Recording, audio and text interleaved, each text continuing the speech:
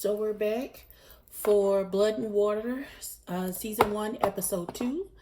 Let's get into it. Ain't it obvious? I just got the check for depositing. $750 for the sound wave to get it processed. Won't stop till that shit weighing down my pockets. My main things to my main thing, she a blossom. When she ease the pain with the brain, she a doctor. She open up, then a thing thicker than the plot gets. Swear that shit is awesome. Sight for the optics. Young nigga on top, Nikes all I'm rocking, so that all they see is checks from where the head to where the socks fit. No logo on the bifocal, flicking old roach tips. Won't even show my face until all the shows book. Need the cash in advance, leave them all social. I'm the guy they chosen. Rise up like the rose and put them on a poster. All the way up in the sky where the stars posted. Sip it on that rose, I put it down on coasters. Stack francs from the waves till I own the ocean. More praises for the sayings, let it all soak in. They like, hey, that shit is flame, bitch, I know I rode it. Going tight. Okay, so let's, oh, Jesus. This episode, a couple things happened, and so let's jump right into it. So, we start with baby girl Pulang talking to the principal at Parkhurst, where she had to do an interview in order to gain acceptance into the school. And of course, we know Wade put in a good word for her because that's his mama and he really likes her. So we see her on her first day of school. She asked to use her mother's maiden name to separate herself from her father's last name, which is all in the news from him being arrested with the human trafficking case, and to give her a little more cover because she's only going to the school. She's only going to the school to get closer to the girl she thinks is her sister. So this new girl is giving her a tour, and she is like the editor of the school society magazine, and she heard there it's like a contest for student class president, only it's called Head Girl over there. And so the magazine society is interviewing all of the candidates for Head Girl and Head Boy, and so Pulang sees this as a way for her to get in and interview Filky. That's what I'm calling her for now. I'm not sure if that's the right pronunciation or not. So she says she's thinking about joining, and can she sit in on the interviews and stuff like that. And she ends up doing a one-on-one interview with the girl, and she tries to ask her. She was like, "So, what city were you born in?" And she's like, "Have you lived in Cape Town all your life, or did you move?" And Ilgi's not able to give a bunch of information about her beginnings because she, of course, was a baby, and she never really asked, or she doesn't know the answers. So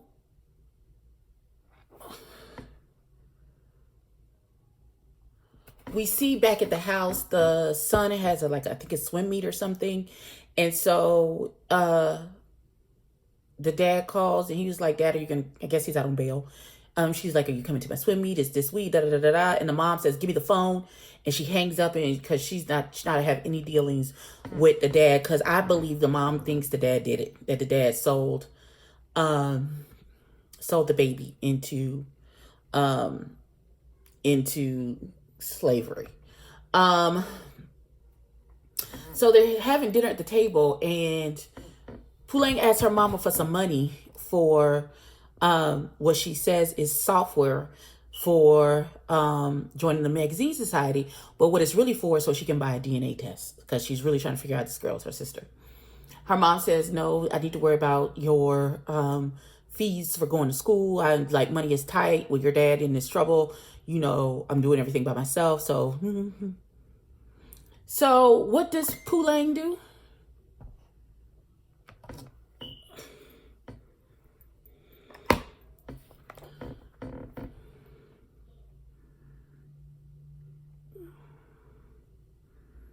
Okay.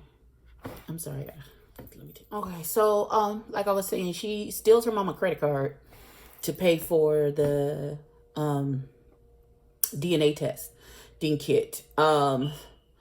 So at this point, there's something going on with Filks and her swim coach. He's a little too touchy-feely. Their interactions seem weird. I think he's the boy she's dating. That's what I thought at this point. I had no confirmation for that. It was just something about the way he was touching her and talking about her. It just seemed not right with me. So the police call the mom and tell her that they are reopening the case and they think they found her daughter.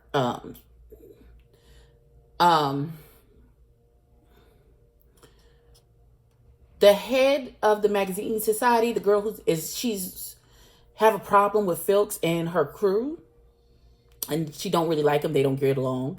So when Poolang turns in her story about why she thinks that Filks should be head girl, she completely rewrites her story and makes it to say the complete opposite of everything, all of her attributes that she has. I'm sorry, I got the hiccups.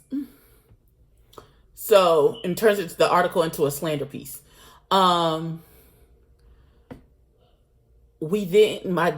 suspicions are proven correct because we see Filks is having sex in the classroom with her teacher, with her swim coach.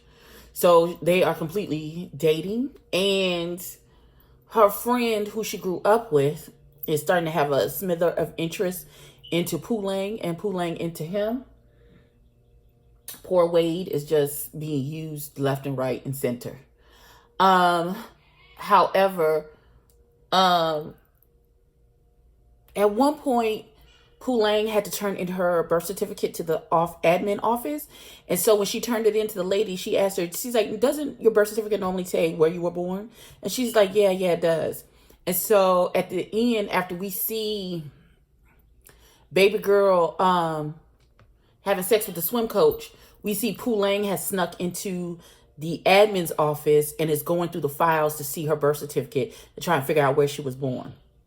This is nothing to say about when she was in the bathroom and tried to steal her used tampon to get her DNA, which was... Listen, I blacked it out. Listen, she doing a lot. She almost got caught by her little friend, who I'm thinking starting to get suspicious about who she is and what's going on. But there's a lot going on in this show. It's a lot, and I like it. So please jump down in the comments. Tell me you think she's gonna get caught. Like, how does she not? Listen, she's making all these attempts and she's not good at it. She's not slick about any of her attempts to try and get this girl's DNA.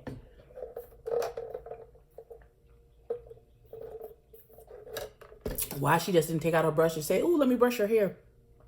You got a little snag, a little tangle, and rip a piece of hair out. But I digress. Jump down in the comments. Tell me if you like this season so far, this show so far. What do you think is going on? A lot is happening. Like, comment, and subscribe. Tell a friend to tell a friend. And I will catch you in the next one.